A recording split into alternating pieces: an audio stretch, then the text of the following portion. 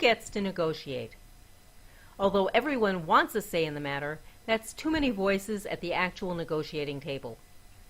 But normally there's more than one person. There should be more than one person to avoid the possibility of corruption, mistakes, or overlooking important issues. Now, maybe this is not the way people in your culture normally work. Maybe it's the one big man and he wants to do it because it's tradition, or to concentrate his power and get more money for himself, or because he's the best educated. I regret to inform you, this is the worst mistake a community can make. Not only does it open up a community to corruption, but it necessarily leaves it with a terrible deal, much worse than if they had a team of negotiators. Companies never show up with one person. Even if they meet with you individually, in the background they come with a team of specialists, lawyers, managers, accountants, and others. So first, you need a team too, local if possible. You can include outside advisors, but always include people who are local, who really know how the community operates. It's also a good idea so you can break up different issues that need to be negotiated into different working groups at the early stages of negotiation. Later, everyone can come back to the whole group and discuss where they are in the process.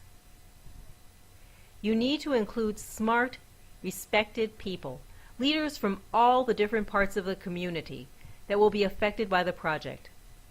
It shows that you speak for everyone. Now, of course, in the real world, there are always some people who disagree. But you need to prove, not just say, that you speak for the whole community. It strengthens the outcome. And even if this is not how you normally do business, never, never, never leave certain groups out of the process, especially minority groups, the elders, and women. Women are often really good at negotiation.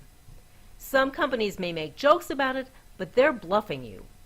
If you leave women out of the process at any point, you are, as they say, leaving money on the table, giving up stuff that the company might be willing to give you if they had been asked. You won't know till the women negotiate.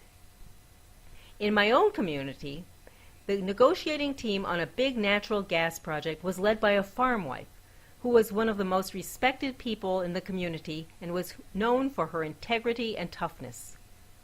Her team, both men and women, got the community tens of millions of dollars more from the company than they would have received otherwise.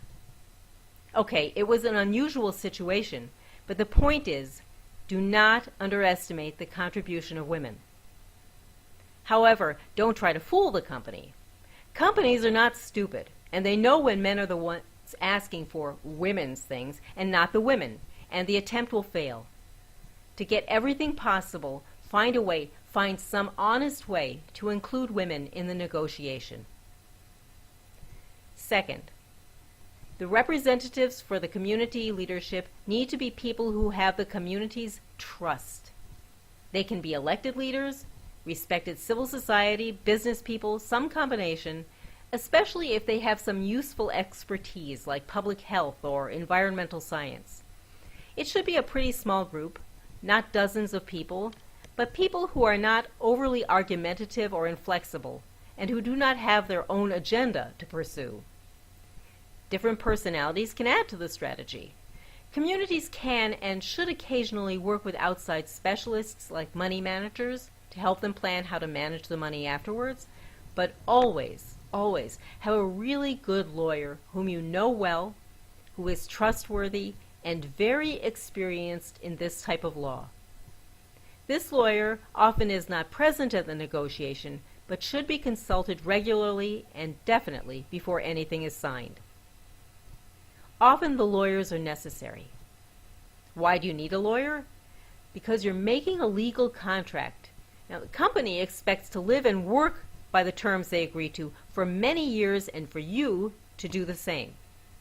So you need to make sure your interests are well protected for the long term. Companies work with teams of lawyers, sometimes the best lawyers of this kind in the world, to get what they want.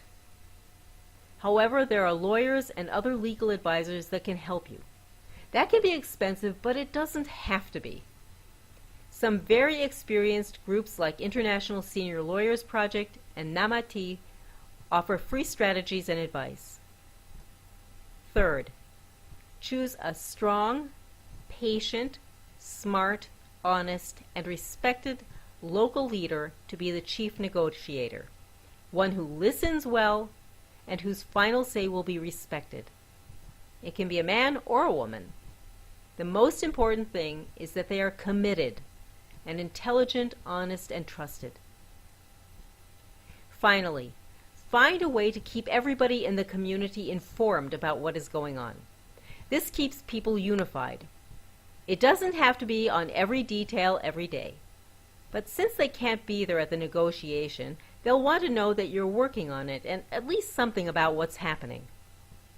Be honest, but you don't have to go into all the ever-changing or sensitive details.